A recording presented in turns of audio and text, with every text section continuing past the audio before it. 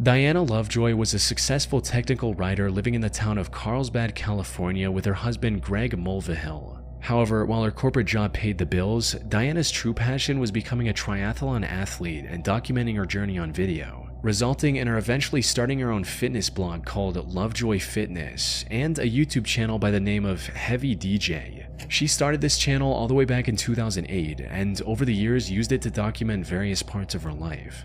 From meeting her parents after a long time to going scuba diving with her husband. At one point, she even tried to become a cooking show host of sorts. Doesn't that smell nice?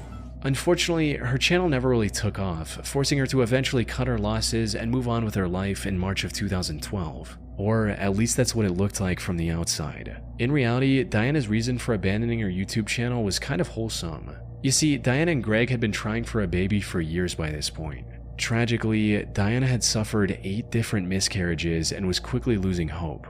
But then in September of 2012, the two were blessed with a perfectly healthy baby boy, marking an end to their struggle. However, what should have been a moment of celebration started a downward spiral of lies and betrayals, eventually culminating in an assassination attempt. Things started going downhill when just a few months after the birth of their son, Greg lost his job, leaving Diana as the sole breadwinner. The stress of the previous miscarriages, combined with the crushing weight of having to support a family in an extremely expensive city all on her own, spelled disaster for their marriage. It wasn't long before the two were constantly fighting with each other. Things escalated even further on July 9, 2014, when Greg returned home only to see a police officer waiting for him at the door. The officer explained that Greg wasn't allowed to enter his own home because, as it turned out, Diana had accused him of attacking both her and their son. What followed was a nearly 2-year-long divorce mediation, during which the investigators found no evidence supporting Diana's accusations, allowing Greg to get a 50-50 custody of their son. Diana was also ordered to pay $120,000 as a part of their divorce settlement in late 2015.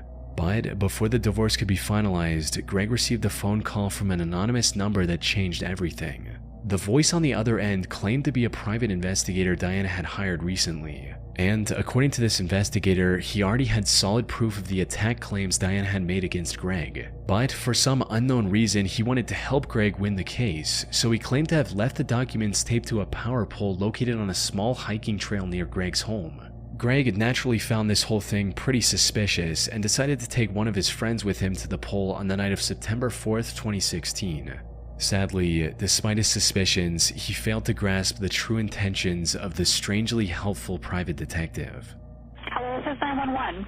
Yeah, my friend has just been shot. Do you know who shot him? There's a guy lying down like a sniper. A sniper? Did you see him at all?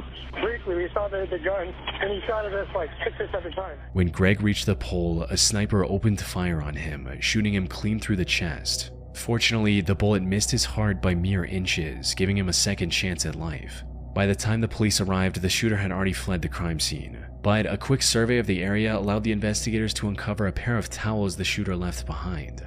Running a DNA test on these towels led to a man named Weldon McDavid, Diana's shooting instructor. Weldon tried to deny any involvement at first, but the evidence against him was overwhelming, as after a thorough search, investigators were able to find another set of the same towels at Diana's place as well.